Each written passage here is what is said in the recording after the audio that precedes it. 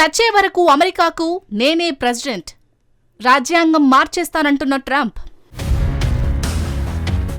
ఏమో, గుర్రం ఎగరవచ్చునేమో, ఏదైనా సాధ్యమే ట్రంప్ బాబాయ్కి అన్న ఫీలింగ్ ఆయన మద్దతుదారుల్లో బలంగా ఉంది.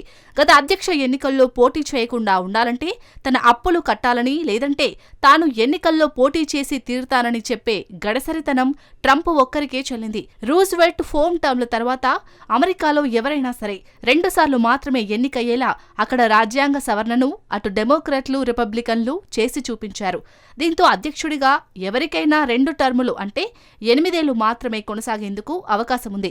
కానీ ఇప్పుడు ఆ నిబంధనను మార్చి మరో టర్మ్ అంటే 4+4+4 అధ్యక్షుడిగా ఉండాలని ట్రంప్ తహతహలాడుతున్నాడు. అమెరికా అధ్యక్షుడు డొనాల్డ్ ట్రంప్ గెలుపు రుచి చూశాడు.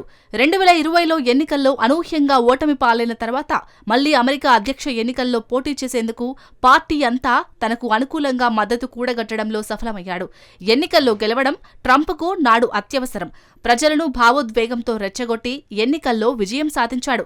అదే సమయంలో అధ్యక్షురాలి అభ్యర్థిగా డెమోక్రాట్ల నుంచి కమలా హ్యారిస్ నిలబడటం ఆయనకు కలిసొచ్చింది.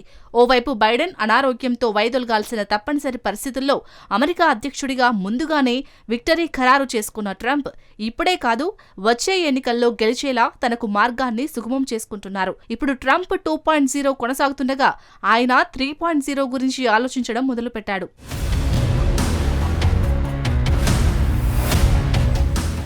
రాజ్యాంగ పరిమితులు ఉన్నప్పటికీ ట్రంప్ మూడోసారి ఎన్నికయ్యేందుకు 22వ సవరణ చేయాలని ట్రంప్ యోచిస్తున్నాడు. అమెరికాలో 2 పర్యాయాల కంటే ఎక్కువసార్లు పనిచేసినప్పటికీ మూడోసారి అధ్యక్షుడు కాలేరు. ఇటీవల తాను తిరిగి ఎన్నికల్లో పోటీ చేసే ఉద్దేశమై ట్రంప్ ఫుల్ క్లారిటీ ఇచ్చాడు. వచ్చే ఎన్నికల్లో పోటీ చేసేందుకు తన వద్ద తగినంత డబ్బు ఉందని, పోటీ చేస్తాడా లేదా అన్నది పక్కన పెడితే తనకు గెలిచే సత్తా మాత్రం ఉందని తేల్చి చెప్పాడు.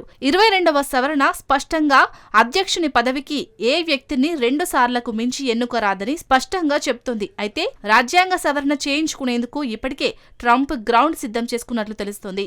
22వ సవరణ కారణంగా మూడోసారి అధ్యక్షుడు కావడానికి అడ్డంకిగా ఉంది. 1951లో ఆమోదించబడిన ఈ సవరణ ఇలా పేర్కొంది: ఏ వ్యక్తిని 2 సార్లు కంటే ఎక్కువ సార్లు అధ్యక్ష పదవికి ఎన్నుకోకూడదు. మరొక వ్యక్తి అధ్యక్షుడిగా ఎన్నికైన 2 సంవత్సరాల కంటే ఎక్కువ కాలం అధ్యక్ష పదవిలో కొనసాగినా లేదా అధ్యక్షుడిగా వ్యవహరించినా ఏ వ్యక్తి 1 కంటే ఎక్కువ సార్లు అధ్యక్ష పదవి ఎన్నుకోకూడదన్న నిబంధన ఉంది. ఒక్క మాటలో చెప్పాలంటే అధ్యక్షుడు 8 ఏళ్ల పదవీకాలం కాకుండా 2 పర్యాయాలు కంటే ఎక్కువ కాలం పదవిలో కొనసాగరాదు. ఫ్రాంక్లిన్ డి రూజ్వెల్ట్ వరుసగా 4 సార్లు అధ్యక్ష పదవిని చేపట్టిన తర్వాత ఆ నియమం అమల్లోకి వచ్చింది. ఏ నాయకుడు నిరవధికంగా అధికారంలోకి ఉండరాదని స్పష్టం చేస్తుంది.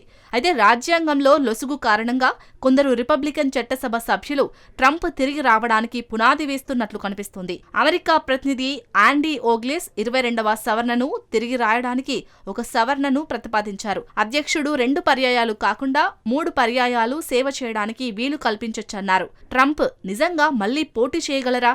అమెరికా రాజ్యాంగాన్ని సవరించడం అంత తేలికైన పని కాదు. 22వ సవరణ మార్చడానికి ఓగల్స్ ప్రతిపాదనను కాంగ్రెస్ ఉభయ సభలు 3/2 మెజార్టీతో ఆమోదించాలి. తర్వాత కనీసం 38 రాష్ట్రాలు ఆమోదించాలి. అమెరికాలో దాదాపు ఇది అసాధ్యం. అయినప్పటికీ ట్రంప్ పదే పదే ఇచ్చిన సూచనలతో ఆయన అధికారాన్ని వదులుకోవడానికి సిద్ధంగా లేరని తెలుస్తోంది. ట్రంప్ రాజ్యాంగాన్ని సవాలు చేయాలనుకుంటున్నారా లేదా మద్దతుదారులను సంతోషపెట్టడానికి ఈ అంశాన్ని ప్రస్తావిస్తున్నారా అన్నది తేలాలి.